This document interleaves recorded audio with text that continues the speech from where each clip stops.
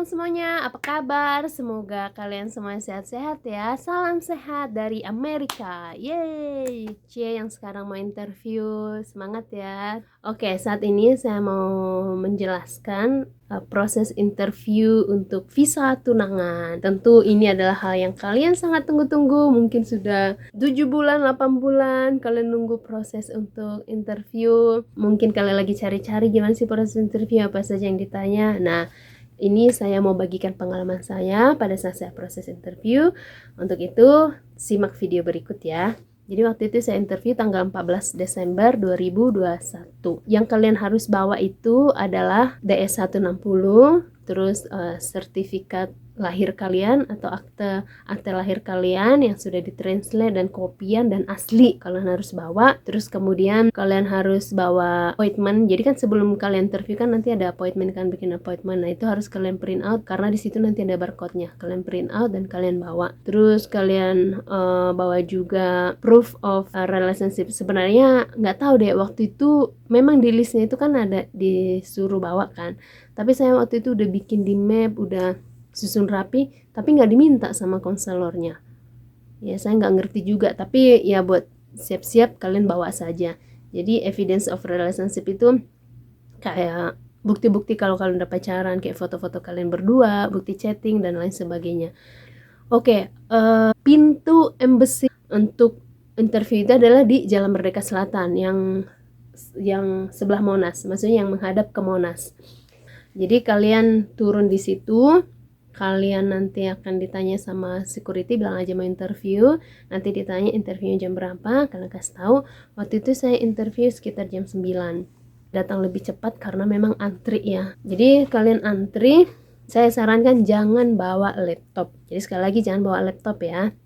Nah nanti kalian akan masuk ke satu pintu pertama nih. Masuk ke pintu pertama. Setelah pintu pertama nanti barang-barang kalian tuh akan masuk X-ray. Jadi kayak masuk bandara gitu guys. Jadi emang secure banget ya. Setelah masuk pintu pertama itu nanti kalian akan disuruh keluarkan handphone, alat elektronik kayak handset, pokoknya semuanya deh, semua yang berhubungan dengan alat elektronik. Jadi kalian keluarkan, masukin nanti keranjang. Itu nanti dititip di bagian security, itu dititip. Jadi itu nggak boleh masuk ke dalam. Ya benar-benar secure banget. Waktu itu saya rasa saya sudah keluarkan semua barang-barang saya ya, kayak handset, handphone, USB itu kayak token juga. Waktu itu saya ada token BCA saya bawa, itu juga harus dikeluarkan. Nah saya rasa semua udah keluar gitu ya kan. Pada saat di X-ray masih ada OTG itu kan alat sambung USB ke handphone lah. Pokoknya OTG, kalian tahu kan OTG. Itu kecil kayak cuma segini doang, sejempol. Itu juga nggak boleh. Jadi saya juga nggak tahu, saya juga nyarinya susah sebenarnya. Setelah saya sudah keluarkan OTG-nya, nah baru dicek lagi di X-ray. Nah, baru mereka bilang oke, clear, saya pun boleh masuk. Jadi benar-benar yang boleh masuk ke ruangan itu adalah hanya kayak dokumen yang tadi sudah kita persiapkan. Jadi kayak alat elektronik apapun itu, sejenis apapun itu benar-benar nggak boleh masuk. Itu pintu kedua ya. Jadi tadi kan masuk ke pintu pertama, terus kemudian pemeriksaan, terus kemudian keluar pintu kedua. Nah kita kayak jalan kayak ngeliatin teman-teman gitu, bagus deh.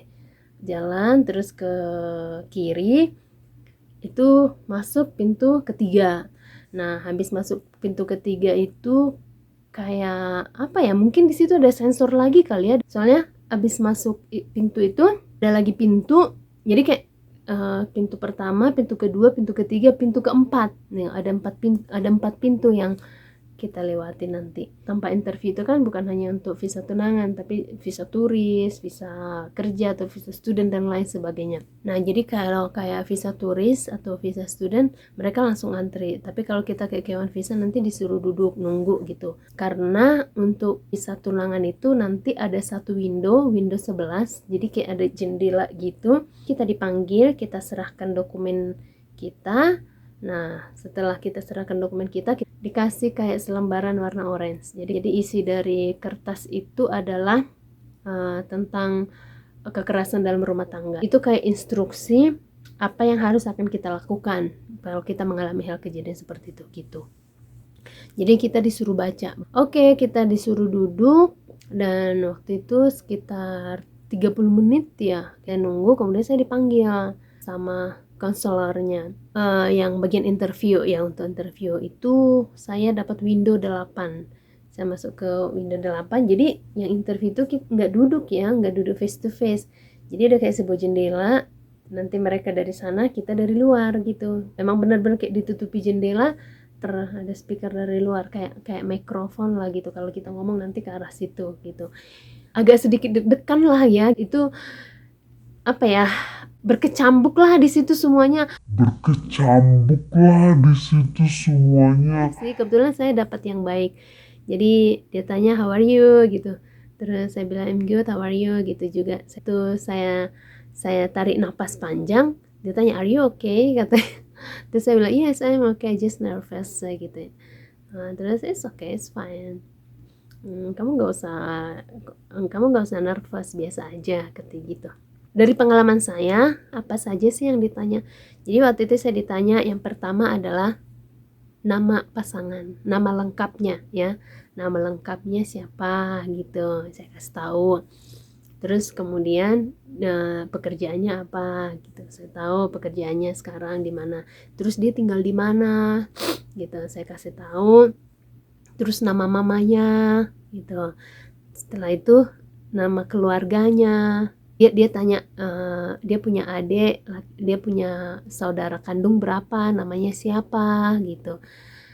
Itu saya kasih tahu. Terus kemudian tuh kalian ketemu di mana gitu, saya kasih tahu kami ketemu di gereja gitu, saya jelaskan bagaimana kami ketemu, terus sudah berapa kali ketemu gitu. Saya bilang ya sering, waktu dia di Indonesia kami hampir tiap weekend itu ketemu, hampir kalau libur ketemu gitu. Jadi karena saya sudah jelaskan ketemunya gimana, terus dia juga lihat foto-foto tuh si suami saya kirim ke USCIS kan, di form pengajuan visa itu suami saya kan udah kirim foto-foto kita berdua, jadi mereka juga sudah lihat itu. Jadi ya memang nggak seperti yang saya takutkan sih. Pertanyaannya ya kayak gitu aja gitu. Padahal kalau saya lihat video di YouTube, apa aja sih yang ditanya, itu banyak banget listnya, sampai 100-an apa ya.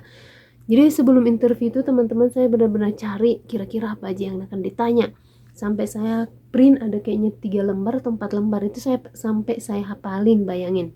Sampai ada yang tanya mobilnya apa, tinggi badannya, warna mata, warna rambut, sampai ditanya seperti itu gitu.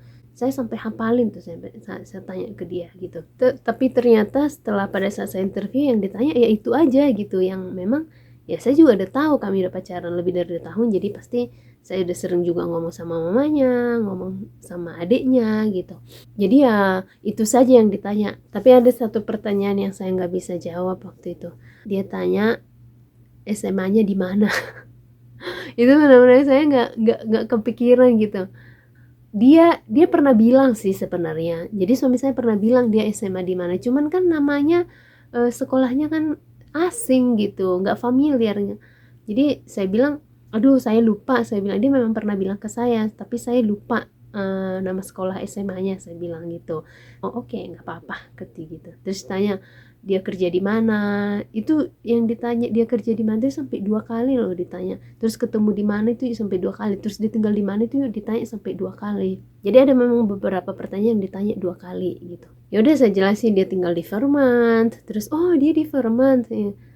Terus saya kayak kaget, kok dia tahu gitu kan. Iya di sana dingin loh, kamu di sana dingin, terus di sana pegunungan, kamu suka pegunungan, kata. Iya saya suka, saya bilang.